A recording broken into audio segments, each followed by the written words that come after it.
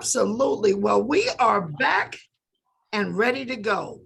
We have an illustrious group of mortgage leaders to speak truth to power.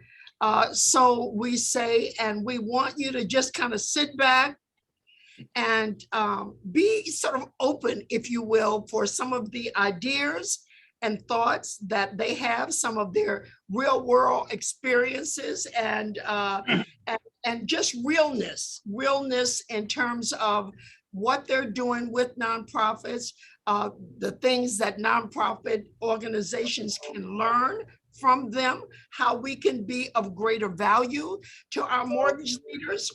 We're all about business.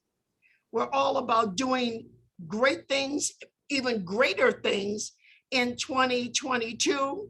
So look, you've got a team of experienced mortgage leaders and executives to sort of give us some ideas about where we are going and how we will get there. So just want to thank our group here. We have Robin Hope Moss from Truist. Love all the names, and you guys are carrying your companies well. And then, of course, Liz Bryant from Citi. We have AJ Barkley, our friend from Bank of America. And then we have our soul but honorary brother here, Will Hendricks Griffin from PNC. So this is great, guys. Look, I just want to tell you that our nonprofit partners that are on the line, they're anxious to hear some of your words of wisdom. We have our HBCU students and many of our HBCU executives. We have other nonprofit leaders and government leaders from around the country. So look, we need fresh ideas. We need words of wisdom. We need whatever you think we should do more of or less of so that we can be of greater value to you. So I'm going to just ask each one of you to start to just tell us, and I'll start with you, with AJ, and then we'll sort of go around. Tell us a little bit about yourself, what you do, and why working with nonprofits, good or bad, has been a good thing for Bank of America. So I'll start with you, AJ. Thank you so much. I'm so delighted to be here with such esteemed colleagues from around the globe. And, you know, we have a lot in common. You'll hear that today, because I speak for all of us to say we're excited to be here and we're all committed to serving the communities and individuals in which we live and support. So I'm AJ Barkley. I am the head of neighborhood and community lending for Bank of America. So I get the phenomenal opportunity on a daily basis to create strategies and tactics to help people, individuals and families to achieve the goal of home ownership, but I also support small business owners as well. And I work closely with organizations and agencies that are on this call and attending today, as well as other community advocates, to be sensitive to what's going on at a market level in the communities we serve, because it's not a peanut butter spread in terms of what we do in terms of countermeasures and the things that are important in certain markets. Depends on if you're on the West Coast or the East Coast, depends on what the market looks like. And so I think it's really, really important that we're here today. And then I think you asked me to talk a little bit about what I would tell the nonprofits and others, all that are on the phone. Look, I think we need you to be as candid as possible about the things that are going really, really well and the things that you need support on. Transparency is key. I think that we would love more utilization of our colleagues and teammates at Bank of America to help educate, demystify, make sure there's clarity around all the tools and resources available to you. So I think the question I would ask is, are you getting the most out of the relationships that you have with the various financial institutions? Do you feel like you're getting clarity around what you might need? And I would even, last thing I would say, Marcia, is I would expand it to, do you need leadership support as you're thinking about how to run your your office, and how do you, become more efficient and effective? How do you even pick the brains to get that intellectual capital as well? Because we've all solved a lot of problems in our companies and our organizations, and perhaps we can even help there as well. Excellent, excellent. Okay, Liz, it's your turn. Tell us a little bit about yourself and any work that you're doing with nonprofits. Hopefully it's been good. If not, tell us what some of the challenges have been. Yeah, so Marcia, thank you for having me. We're so proud to be a partner with HomeFree-USA. And just so you know, the work that you're doing, it's so important. And I would say probably now more than ever, that much more critical. We all know what's happening with affordability and other things, and really helping people understand that, what homeownership is about, and that there are options. So I've been in the industry for 32 years, and here's how I'll describe it. It's like dessert for me every day. It's all I've done since I graduated from college. And it's really about putting people into homes. I mean, when you take a step back from the rigors of every day, it's great knowing that. With regard to nonprofits, what's so important, and here's how I think about the nonprofits, such as HomeFree-USA, it really is the emotional center of the home buying experience. And what I mean by that is it really connects lenders and the real estate community and those people that want to get into homes, really brings them together in terms of what is possible in how we get it done. We work very extensively with nonprofits. We have an entire group that is a dedicated team, our strategic markets groups, whose sole job is to be in communities working to helping us advance home ownership. We know what home ownership does to the economy. We know what it does to families. And so that is a really important relationship that we build. And here's what I would say with regard to nonprofits and with regard to lenders. And I love what AJ said, because she was spot on. She said demystifying. I call it myth busting. And here's what I mean by that. It's helping people understand that you don't need 20% down to buy a house, that there are things available in terms of many people are ready today and they don't realize it. And if they're not ready, we can help educate them to put them on that glide path to buying their first home. So, really important work. And for me personally, it's a labor of love, and it's a labor of love. I was recently asked to be the fair lending lead for mortgage at Citi, and I jumped at the opportunity. Well, we love that. Love your enthusiasm. So guys, look, and I'm going to start with you on this, Robin. Certainly we want to hear a little bit about yourself, but I also want you to answer this question. You and Will, answer this or finish this question. I would like we would love for nonprofits to do more blank. And I know I didn't tell you that before, but look, this is all from the heart, guys. We are learning from friends and leaders and partners so that we can all become better. I've got some other statements and questions for you guys, but tell us how you would answer that, Robin. A great question, Marcia. But I would like for nonprofits to be able to have the opportunity for us to be able to engage more. In many cases, we do get that opportunity, but if there are other ways to be able to communicate with us, to have focus groups, to let us know how, as a lender, that we can engage with your clients more. And we know that a lot of times nonprofit, they just don't have the staff like we have. But if there's a way that we can help with engagement and relationship building, we would love to do that, because that's how we get folks into home. I am the community and outreach and engagement manager for Truist in our mortgage division. And I have a passion for seeing those pictures on Facebook and Instagram with the key, with saying, this is my home, and educating people how easy it is to purchase a home. And we have done that with partnering with that nonprofit organization. As you know, Marcia, we have our performance grant program, which we partner with 26 HUD certified nonprofit organizations throughout our footprint.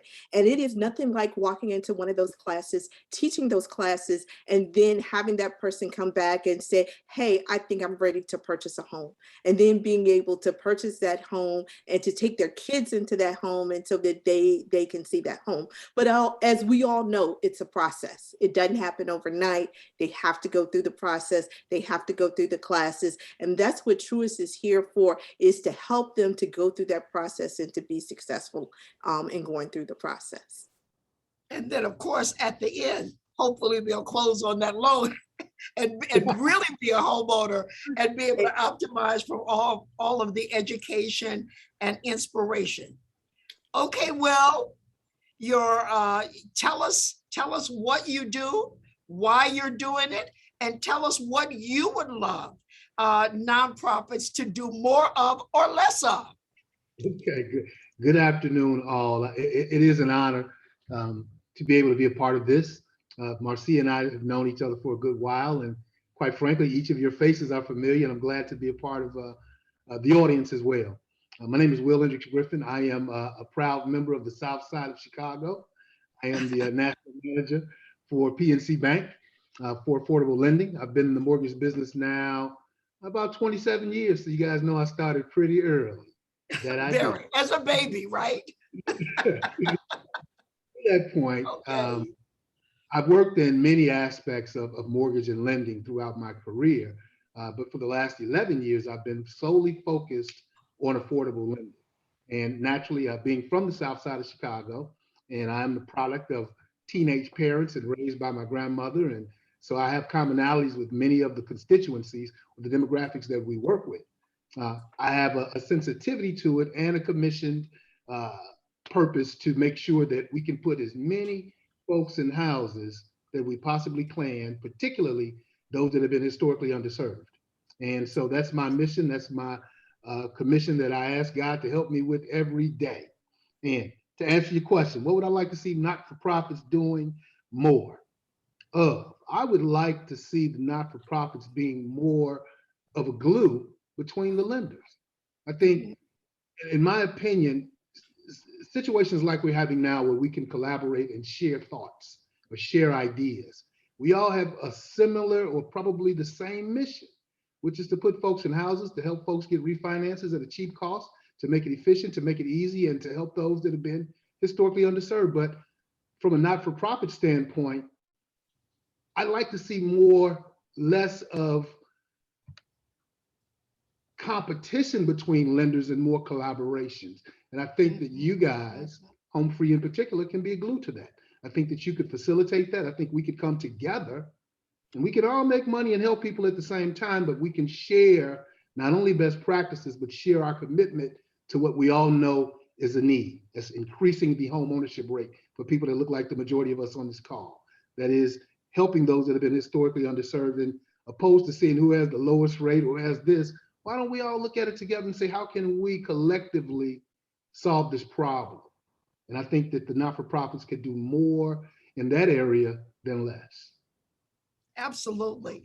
So guys, look, the whole idea of our Reaching Millions conference, number one, we're reaching high. We're not just reaching hundreds or thousands, we're trying to reach millions, and we can only do it through collaborations, as many of you have said. So, as we continue this conversation, and just hold your hand up, any of you who might have an answer to this. Tell me about a nonprofit relationship that has been the most challenging That's been the most challenging. And let's just be real. I mean, we're among friends, we're among family, so we're all learning together. Has there been a relationship that kind of stands out in your mind that has been pretty challenging? And what was that all about? Anybody? So we It's did. all- Go ahead. I would say that we ran into some challenges with our nonprofits when COVID came about because Okay. of the technology aspect of it. And where major banks and organizations were able to pivot quickly, a lot of our nonprofits just didn't have the capability to pivot as quickly as other organizations were able to. But we were also able to help those nonprofits pivot through helping with technology by providing computers and things that they may need to pivot. But that was sometimes the technology barrier, sometimes is a problem with the nonprofit. But again, we have avenues that we can assist those nonprofits with those issues. Robin, so if I may, Marcia, I was going to unmute myself, and I was going to go there and take it maybe one step further. I think that, we know the story of COVID and how it impacted all of us and how we worked. But I think the way we work is changing going forward. So we should view it as a cautionary tale that all of a sudden things came to a halt and we weren't getting in front of enough people to help them with the educational aspect of home buying and making those connections going forward. So this also goes to your first question around what can nonprofits be doing better?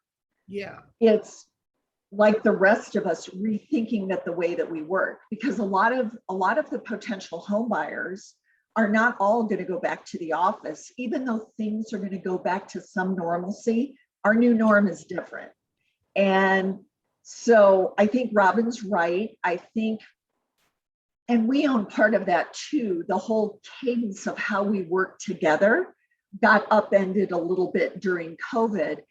But I also think we have the opportunity to get it right now going forward. So Robin, I appreciate your saying that, but we better keep that same view as we move forward, because it's not going to be the way it was in 2019.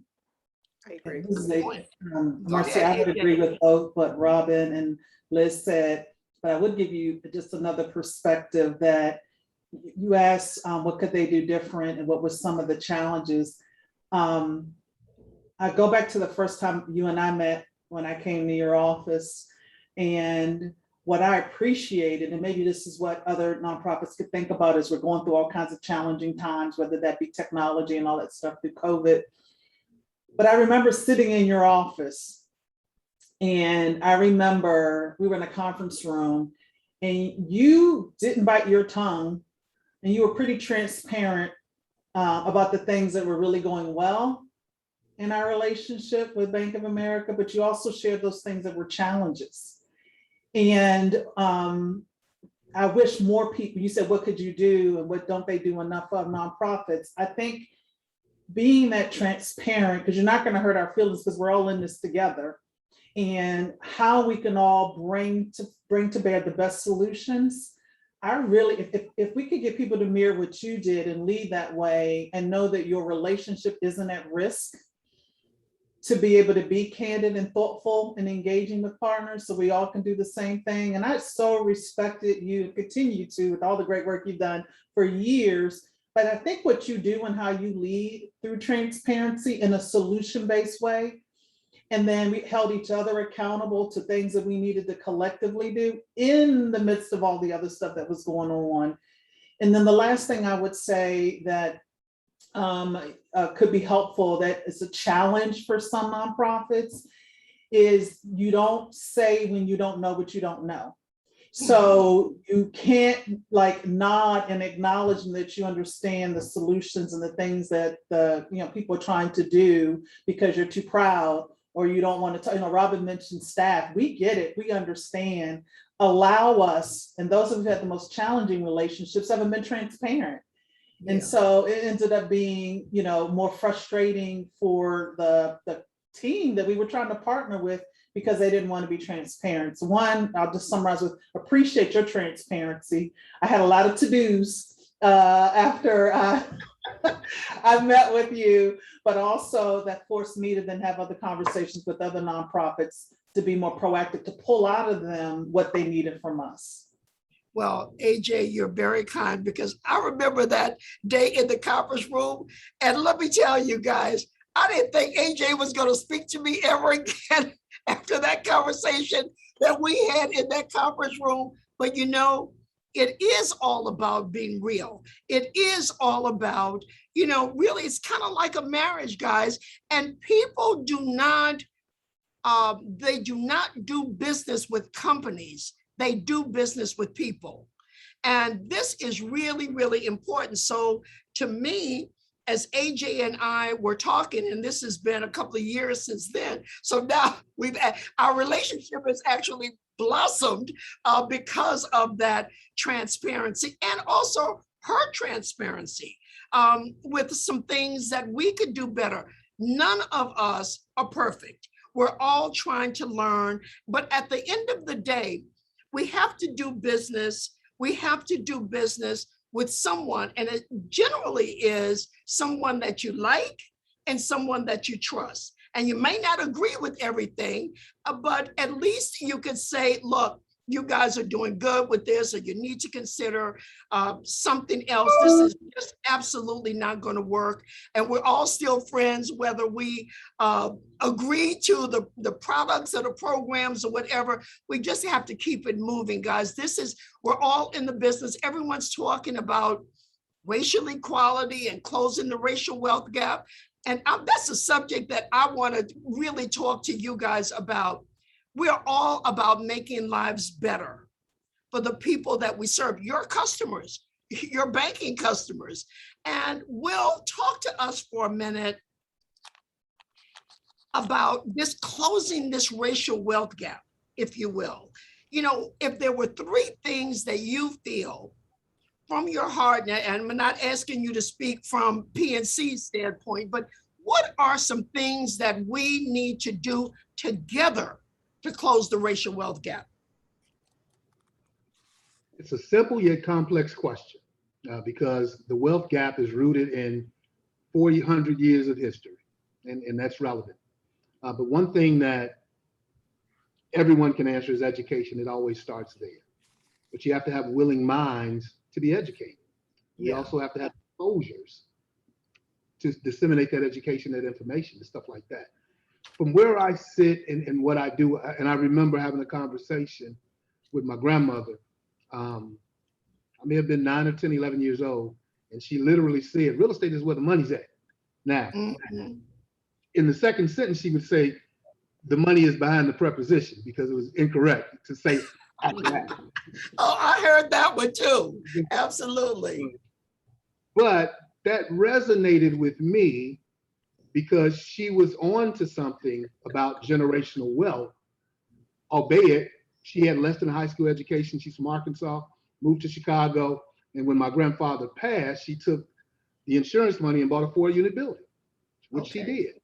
As a single mother with my father still there, my aunts and uncles still there. And she showed me an example of not only entrepreneurship, but a dogged attitude about creating generational wealth. Now, mind you, and I won't get too personal with it, I did ultimately purchase that building. That was the first real estate property that I bought from my aunts and uncles. It was not inherited. I bought it from them because when she told me real estate is where the money's at, I went and learned it.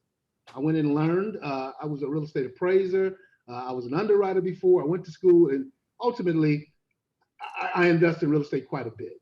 And so closing the generational wealth gap or the racial wealth gap comes, one, with educating, two, with changing the conversations that we have with our children, not only about real estate, but investing and banking and all those financial components that many of the households don't discuss. And even more so today, I find that with our younger generations, they're not as interested, albeit they make more money. And so I think that the initiatives that you guys have, particularly with the HBCUs and passing out that information and showing not only the career paths in real estate, but reemphasizing the importance of this being a major component to you creating generational wealth, closing the racial wealth gaps, can in fact start, one, with education, two, with real estate. And I think folks need to know it. I was a real estate appraiser at 22. When I finished undergraduate, my uncle, who happened to work for General Motors, had a friend of his who was an appraiser. I had never heard of the industry, of the field.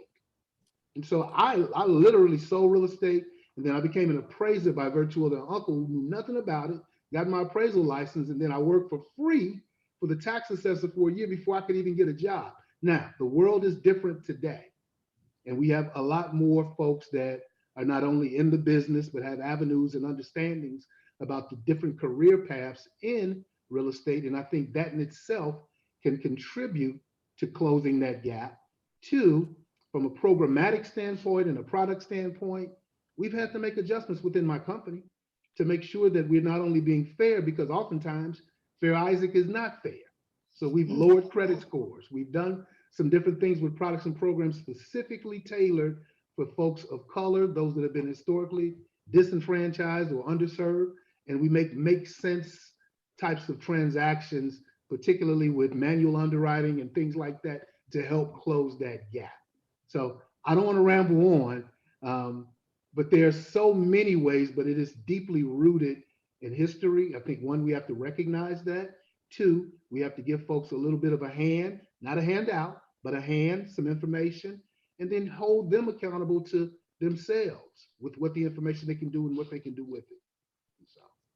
Absolutely. So before I get into another question, are there any comments that you, Robin or Liz or AJ, want to make about this whole issue? The whole industry is focused on closing the racial wealth gap. But at the end of the day, guys, we have to see some measurements. We don't want to be talking about this in 2 or 3 years from now, and which is why it is so important for us to come together as we are today and be about the business of really developing and securing our relationships.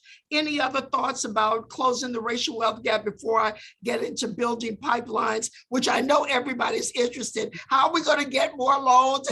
How are we going to really get more people into homes? But any racial wealth gap ideas from you guys? So everything that was said was spot on, but I've got a couple more things I want to add. So first of all, I'm going to use this word very intentionally. There has to be an intentionality. Here's what I mean by this as an example. So we have to mirror the communities, right? We have to look like our communities. So when it comes to employers, as an example, and providing the right opportunities for individuals, I think that there has to be an intentionality around making sure that there's structure around diversifying the talent pools and hiring diversity. Number two, an intentionality and structure around development for those individuals and mentorships, so that we're developing that next generation of leaders, so that those opportunities exist both financially and in terms of attracting more talent to the organization. So I think that's really important and something that shouldn't be lost in this. Absolutely, Liz. And your CEO, your new CEO, is really about that business. And that is so on point. Look, we need a diverse workforce. Will, we've talked about this. AJ, you guys are ahead of the game on this. And so, Truist, you guys are doing a lot also. We have to be intentional, as you said, all of us, and certainly from the top, people do business with people like themselves. I mean, that's just at the end of the day. And the reality is that we need to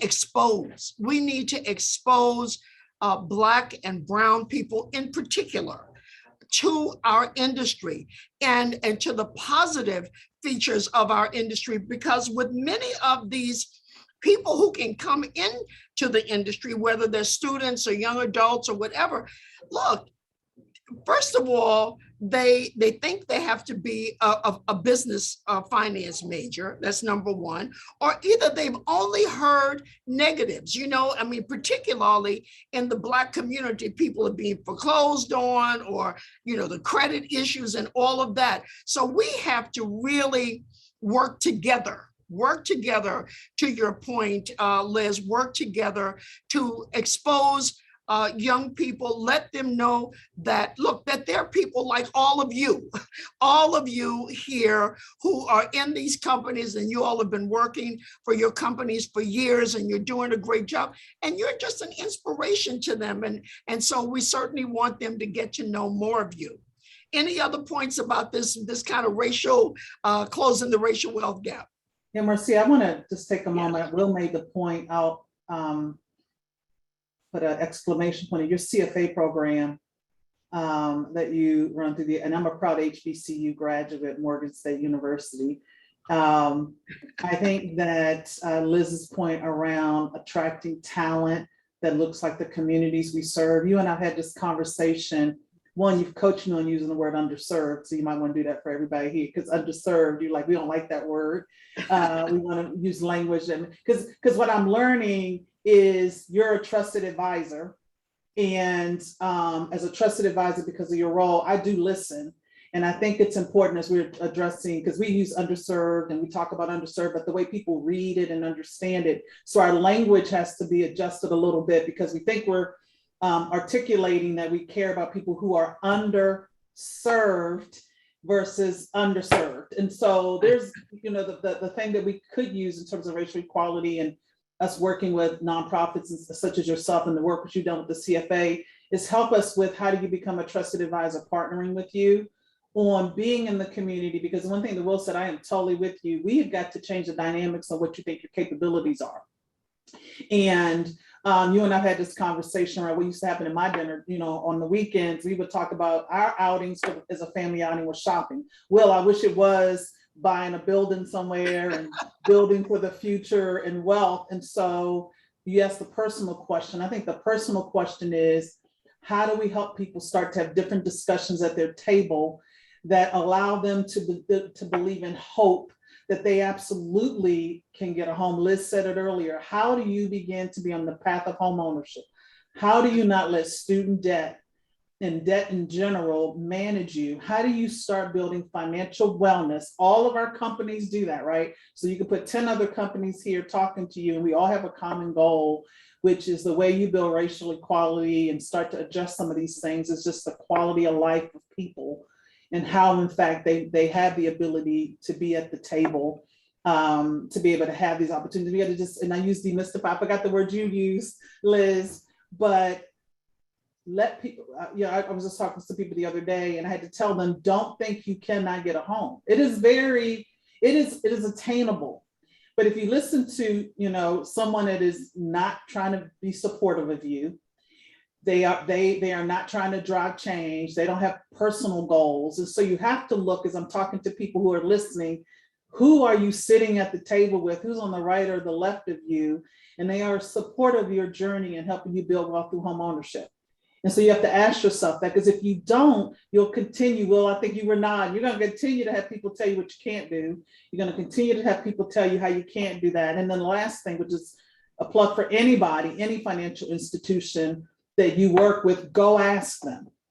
Wherever you do your banking, your wherever financially you do your business today, ask the organization, what do you do to support home ownership, small businesses, so I can understand those resources and tools that I may not know about, so I can start on this journey as early as 22. Well, as early as 22, you can start to do those things. Absolutely. So Robin, turn it on over to you. Thanks, Marcia. Because I was burning in my seat. One of the things that my mother taught, it's four of us and four girls, was always to be able to take care of yourself. And there's this program around workforce development that's going on in the Commonwealth of Virginia, where we're trying to get people to earn more than just a living wage. We're trying to support the other needs. And when I say the other needs, I'm talking about childcare, I'm talking about transportation, I'm talking about increasing skill set. And this is something that Truist is trying to support in the communities in which we work, in which we serve.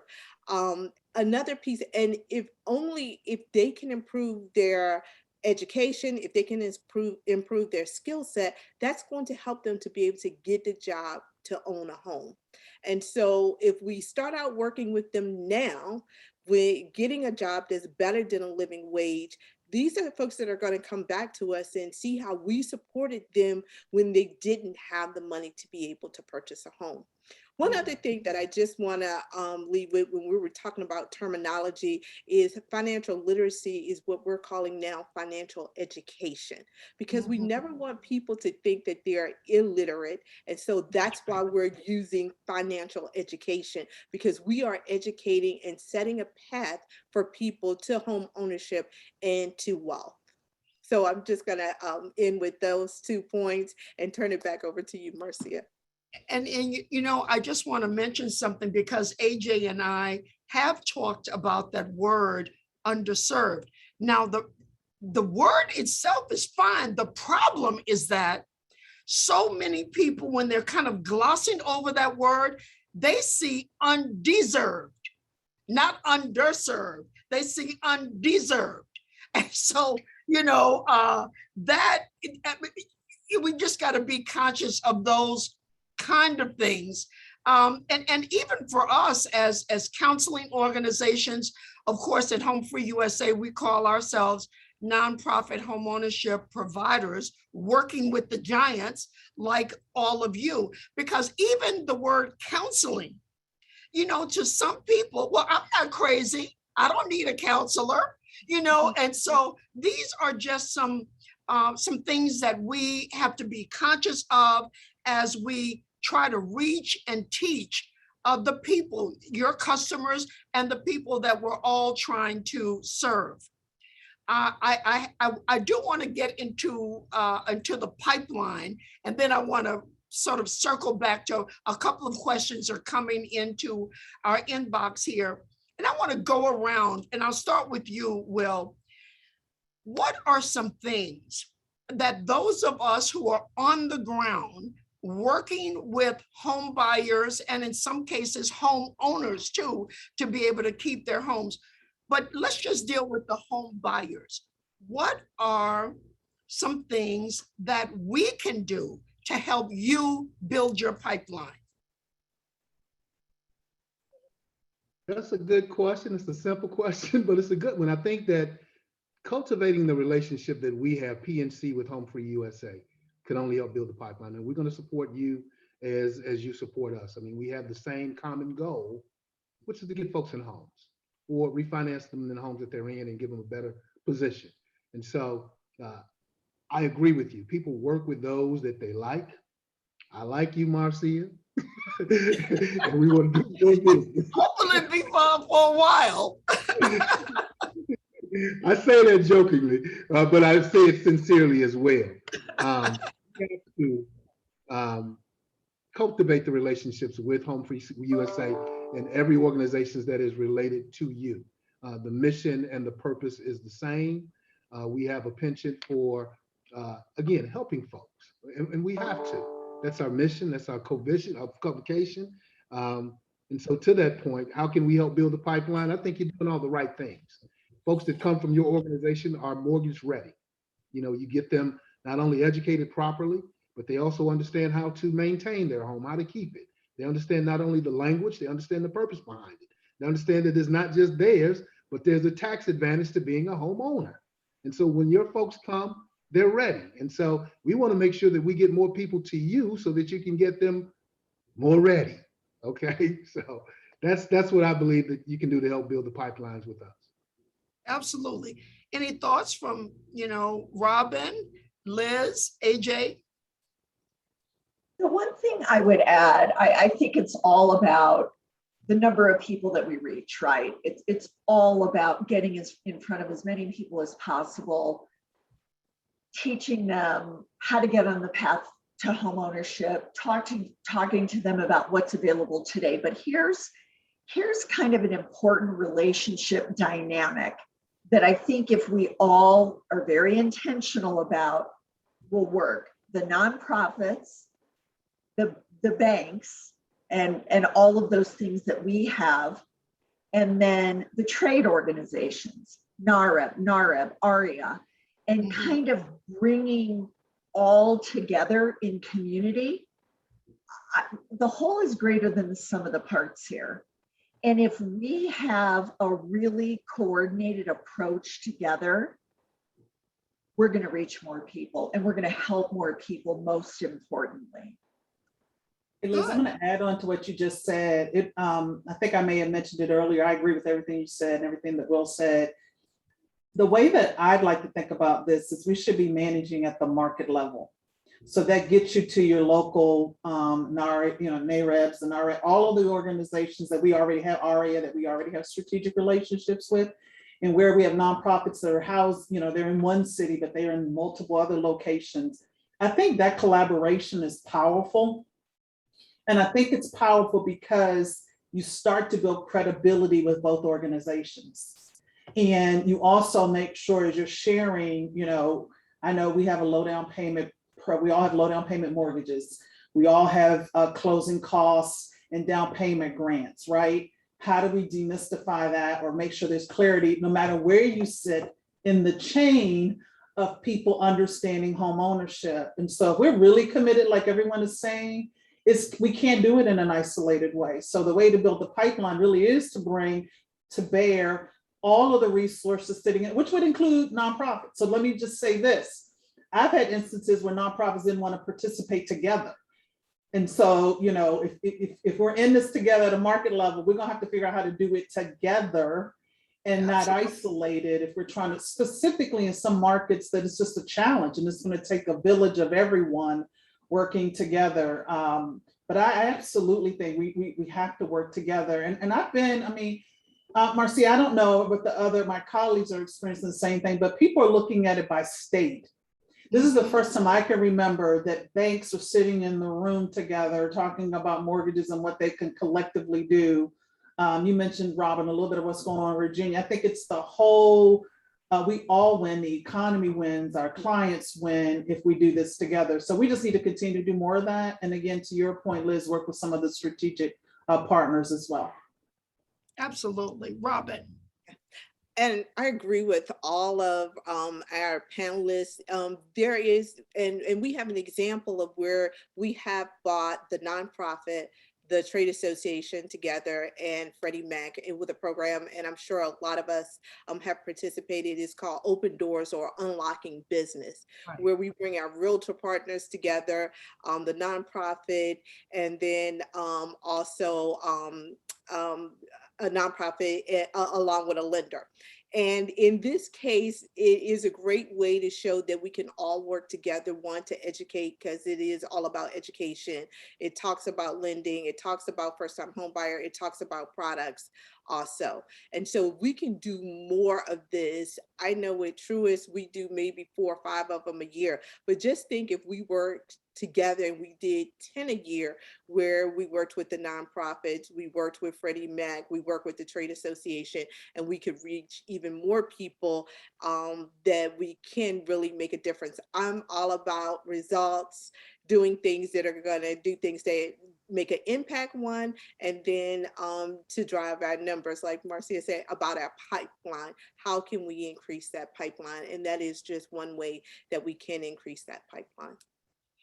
Let me just say, and your point, Robin, about we all can work together, really is we all should work together, because at the end of the day, we all do different things. You guys are the giants, you have the mortgage products, you have the loan officers on the ground. the real estate, entities, all of which that you mentioned. I mean, they're realtors, and they should not be focused on trying to help a person with their credit. I mean, it takes time, it takes patience, it takes a whole lot of things to work from a 500 credit score to a 700 credit score. So we need to all just really be focused on our own lane, and certainly where the counseling organizations are concerned, our job is to get your folks ready. So if you're dealing with people who are already mortgage ready and hopefully they can get to closing, our job is to do much more outreach with you so we can reach more people, bring them into a funnel, and really determine whether they're ready to go today. We call them whether we say if a person is able to run, walk, or crawl. Well, there are a whole lot of folks crawling, but you know one thing? They can run tomorrow. They just need a little bit of guidance. They need some help. And certainly where the counseling organizations are concerned, this whole idea of, we only work with folks on welfare, which the welfare is fine, but the bottom line is, as we spoke to Merrill Lynch earlier today, I mean, my God, guys, there are 3.4 million. Now, this came from Freddie Mac, 3.4 million African Americans who can get approved today. We need to find them and work with them and encourage them to buy. There are 4.6 Hispanic, Latino populations who can afford to buy right now. Where are they? Who are they? What do we need to do together to bring these guys to the table, get them interested, ensure that their loans, once they get to you, can be approved, and the nonprofits will stay with you. The counseling organizations will stay with you and them to make sure that they get to closing. I mean, this is really where we really have got to do a better job. And I must say, look, every one of you are on the call today on our panel. You guys are already doing a good job, but we want to be able to spread your words of wisdom to the broader community. And to your point, look, we all need to work together in a much more profound and productive and, of course, profitable way. So let me get to the next question. We don't have too much time. This goes to something that you said, AJ. Obviously, everyone is interested in funding. We need money to operate, but what are some other tools? What are some other things that your company can do for these nonprofit leaders that go beyond money? I'm glad you asked that question, because I've been on boards and work with nonprofits, and some of it is just how do you work smarter, leaner, meaner with how do you run a more efficient business? How do you do what you do? Because people are doing it in other places. We share across lines of business. I bet you if we all got off on a call and we had coffee or dinner together, we'd all be sharing, all of us colleagues, on how do you manage your day? How do you manage priorities? How do you effectively communicate with others? How do you use different means to communicate with others? How do you help develop leaders in your companies? And how do we, I would think that it would be very beneficial, and I do this. I actually go do leadership training with nonprofits or boards that I've been on, and I bring in resources from the bank to help do that leadership training and that development, because we all, I don't care if you're a nonprofit or profit, we all need development. We all need to figure out how to be better at what we do. And so those are just a couple examples, Marcia, that ask. That was kind of my point. If someone were to ask, hey, I get the programs and stuff, but I need more than that. Can you help us a little bit with X, whatever it might be? In some companies, I know at the bank, we lend leaders out to organizations for periods of time to literally help them with their mission, their vision, and if they're kind of reestablishing their nonprofit or whatever the situation is. I just think you should leverage. Don't ask. I guess that's the point.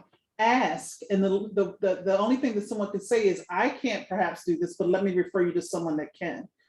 And most of the reasons why they don't ask is because there's a cost related to it, right, Marcia? There's not an additional budget somewhere to be able to do that. So I affectionately use this term sweat equity, because like people have said, AJ, can you help us with education for financial wellness? I'm like, absolutely, I can help you. We can go facilitate financial wellness. You don't even have to do it yourself. We can go do it for you. We can do this, we can do that, but you don't know unless you ask. So those would be a couple of things, Marcia, that I would say people should ask for, and we should volunteer it if we're not doing that. Absolutely, absolutely. Any other comments? Well, I like the ask. So the other thing is, I think it is leveraging us to, number one, understand what we're doing. Like at Citi, we're doing a lot of stuff, starting with Jane, our CEO, very intentional work around action for racial equity. And there's a lot of stuff, very specific stuff happening there. Let us connect you to what is happening so that you can understand, how can I align with some of that work? The second thing is, I think it's also, ask us when you're in need of manpower. I mean, if there's something that we can be doing, whoever said it, and I appreciate it, about a lot of the things that we're doing locally and in a very local respect with boots on the ground, let us help, but ask for the help. Just ask for the help and let us help with the manpower. Let us help with giving you clear information on what we're doing today and how the nonprofits can align with that and be part of some of the output of that work. So I guess we shouldn't assume that you know what we're doing, but I also like the notion of ask us. Absolutely. Any other thoughts before my next question? And look, so we only have just a couple of minutes. I think we've got about 7 minutes left. Anybody in the audience, we've gotten quite a number of questions. If there are any more questions that you all have for our panel. And look, this is just the beginning of a relationship. We want to build new relationships and strengthen old relationships through our work today. So I have some ideas about other things that we could come to you guys for. I must say, we just did a survey. Simone and Derek researched all of our affiliates, and they found their greatest needs. And so look, we're going to hit you guys up with some of these greatest needs. One is information on succession planning. Okay, I mean, I was very surprised that leadership development. Another one is, how do I handle my employees who are completely burned out? Now, we can all relate to that after COVID and Zoom and everything else, but this is a big question. And in fact, staff burnout and how to handle staff burnout, particularly when you have people who, I mean, you know, these nonprofit organizations and the people who work in our organizations, they're here because they want to change lives. They want to change lives. They want to make a huge difference. And it's a whole lot better when you're making, you know, $500,000. But when you're not making that kind of money and you're trying to change lives and you got employee burnout, you've got something on your hands. So these are some things that we're going to certainly come back to you all with. But any other comments or thoughts? The only thing that I did want to comment on is, for a nonprofit, is shared services. because if we can collaborate and use shared services, so if I'm using someone to do my website and they're doing it under a nonprofit, then share that with other nonprofits. And with those shared services, you will see where there is some cost savings there and some collaboration, because I always say work harder than smarter. Why reinvent the wheel when you don't have to?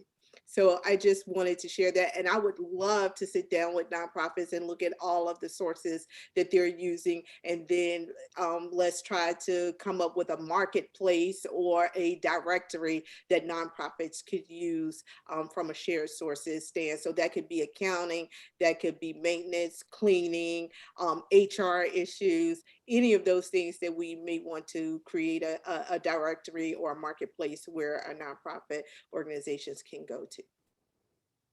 Absolutely. Well, website development was also at the top. Website development and support. And they are willing to share, but you've got to be able, someone has to pull that together. And that's what we're looking at in 2022, pulling it together, thinking about this whole sharing idea, actually employing some of our students to do a lot of the social media work and all of that. So anyway, these are things for us to think about, next year. Will, so with PNC, what would you like to see? We're almost to an end. If there were a few things that you want our audience to remember about PNC, or to remember about the role that we can play together, what would those things be? So I get to give my pitch now, right?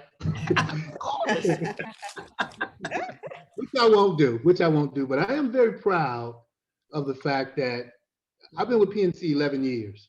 10 of those years, 30% of our loans, all of our originations went to low and moderate income borrowers. I'm very proud of that. We didn't purchase those loans. These were organically originated. And we did that with the assistance of several not-for-profits. And so I don't take it lightly. We've had some challenges in 21, due to COVID, and currently we're at about 27%.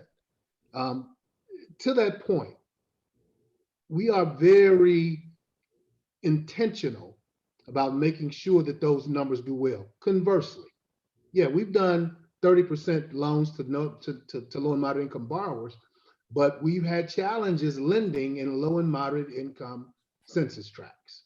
And that's just, we're at about 11%. We should be at 20, in my opinion. Oftentimes folks that are low and moderate income, sometimes they go and buy in a moderate or an upper income census tract, but there are still opportunities, there's still needs in the neighborhoods. And so I believe that we can partner even further to address that need, to address that commitment, to address that obligation that we all have, to make sure that the hood is taken care of, as well as the people that are willing to get out of the hood. And so, because the hood is not leaving, it's there. And so we've made products and programs that are custom tailored specifically to that, which are increased grants. We've lowered our credit scores on 4 different programs. We've made an $88 billion commitment over a 4-year period, and 47 of that 88 billion is to low and moderate income borrowers in those neighborhoods. And so we need your help. And this is to the audience, as well as to HomeFree-USA and Marcia, and all of my colleagues, to make that come to play. African-American home ownership now is about 47%, and it's going down. We need to, do things that we're talking about today with the intent to increase that number. Hispanic home ownership is about 52%. Europeans at about 72% and going up. It's lots of factors that involve that, but I do believe that with the minds and the hearts that we have, not just on this call, but within the audience, we can increase that home ownership rate. We can put more people in some homes. We can give this free money that PNC has away, and HomeFree-USA and the consortium that you guys have with them can help do that. And so that's what I have to say. I'm glad to be a part of it, and I appreciate the opportunity.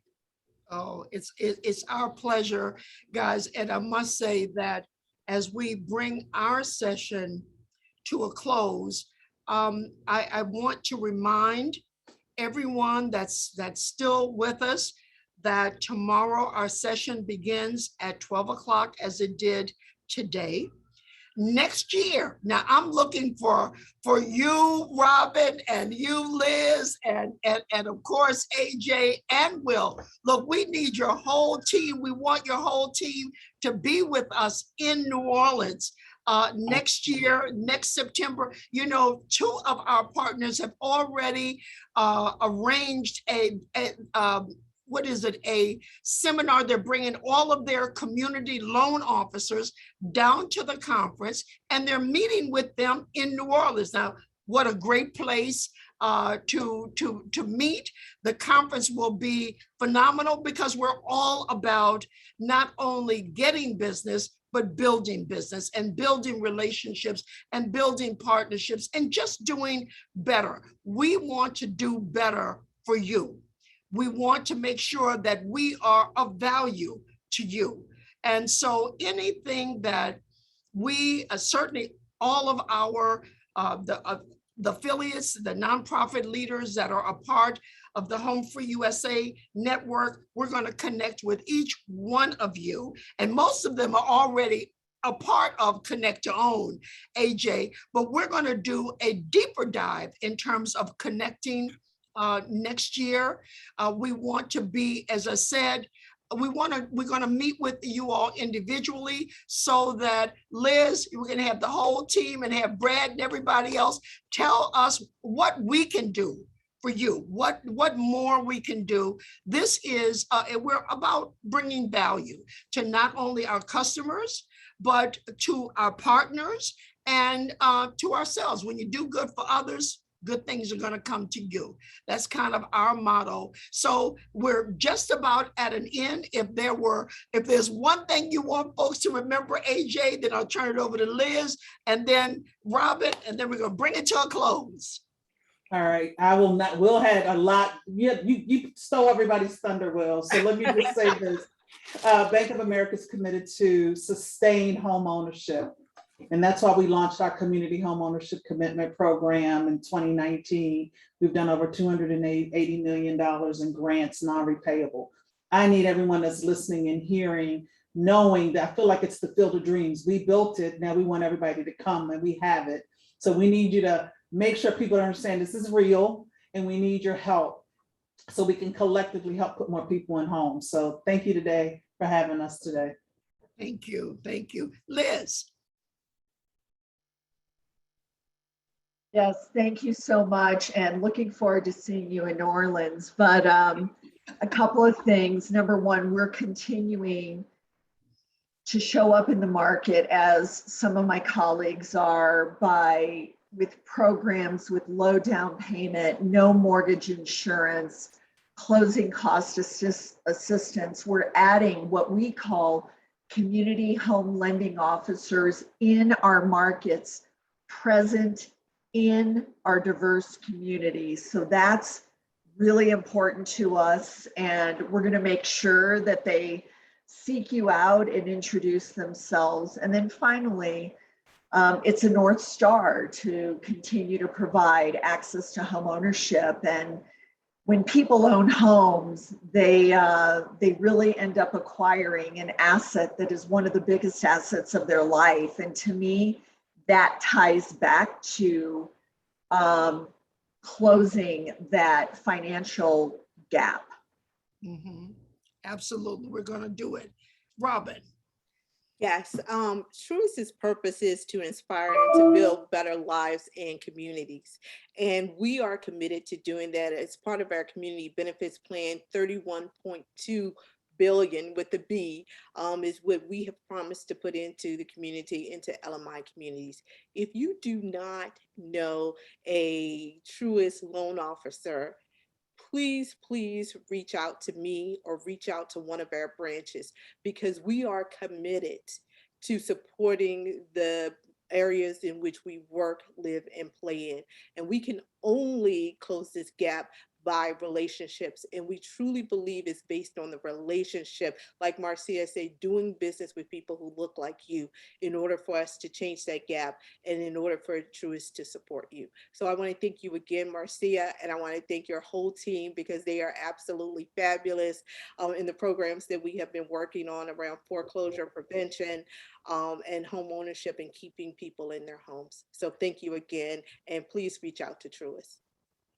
Well, look, as we close, I just want to say, guys, you've done just a phenomenal job here. Okay, something's happening with this computer here. Okay, we're straight now. Technology is something I need you guys to help me with personally. But nonetheless, look, it has just been a privilege to work with each one of you. I just want to thank you all for helping to sponsor this conference, just being real in everything that we do with you all personally. And without question, Robin, your point is exactly where we're going. We want to connect. Number one, we want to get a contact person from each one of you so that our affiliate team can align a call and interaction, maybe some lunch and learns with our affiliates in the early part of 2022. We want to get this together before Christmas. We're going to light some fires in 2022. And as I said, we're going to have to do that together. You guys have just been phenomenal. We thank you all so much. And look forward to seeing you all next year in New Orleans and working with you. Well, that's going to be in September, but we're going to work with you all from the time this conference is over through next year at this point. So you all are phenomenal. You're working. These companies should be very, very proud to have people like you all representing them in the community, representing them with leaders and influencers. You're doing a great job. Thank you to all of you for your sponsorship. Thank you, Aquin PHH, for your sponsorship, and JP Morgan Chase and eHome America, SWBC, everyone. I hope I didn't forget anyone. You guys are a part of our family. We appreciate your work. Thank you so much. We'll be talking real soon. Thank you. Thank you. Thank you.